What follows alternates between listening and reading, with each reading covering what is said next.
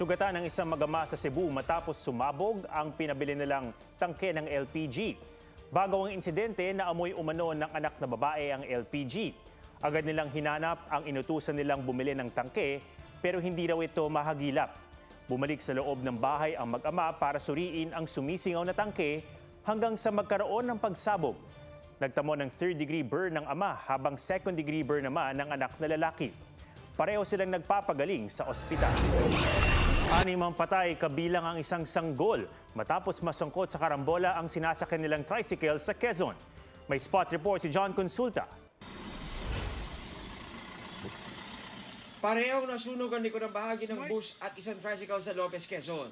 Bumangga sa likod ng bus ang tricycle matapos itong masalpok nang nakasunod dito delivery van. Walang nasugatan sa mga sakay ng bus. Pero patay ang 6 sa 9 na sakay ng tricycle, kabilang ang 8 buwang gulang na sanggol.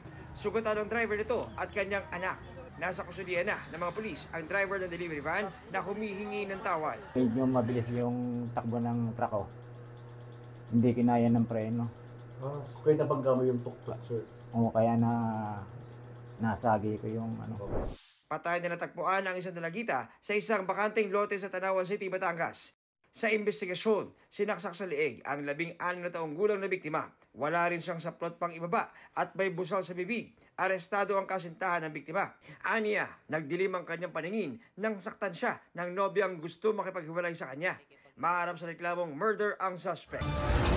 Buhay ang naging kapalit ng paniningil ng isang babae sa Cavite matapos siyang patayin at pagkasyahin sa isang icebox ng pinautang niyang kapitbahay.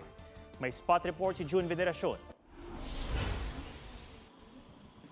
Pilit pinagkasya sa icebox na yan ang katawan ng babaeng naniningil lang ng utang sa 13 Martires, Cavite. Hindi makatao, pandemonyo.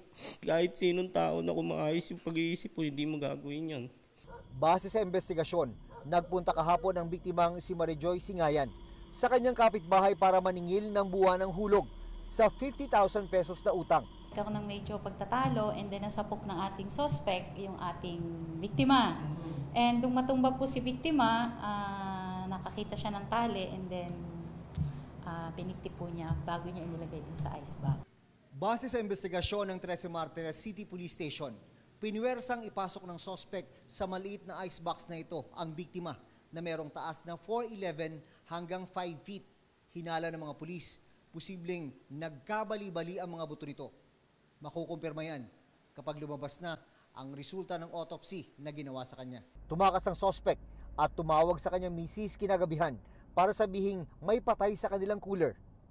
Isinumbong ng misis sa mga pulis ang ginawa ng kanyang mister na naaresto sa Pasay kanina. Totoo po ba na pinatay niyo raw po itong biktima? No comment po. Love triangle ang naging mitya ng pagkamatay ng isang lalaki sa Bacolod City. Hinampas kasi siya ng metal cutter ng dating karelasyon ng kanyang misis. Ayon sa mga pulis, bumisita ang suspect sa bahay ng biktima at doon na sila nagtalo. Sumuko kalaunan ng suspect na maharap sa kasong homicide. Arestado sa Batangas ang babaeng tinaguriang Glue Lady na nananalisis sa mga senior citizen na nagwi-withdraw sa ATM. Modus niya ang magpanggap na tutulong sa mga magwi-withdraw ng pera at nilalagyan niya ng pandikit ang ATM para di gumana. Dati na siyang nahuli dahil sa kaparehong modus. Ayon sa mga pulis, patong-patong na warrant of arrest ang isinalbi sa suspect na sinusubukan pang makunan ng pahayag.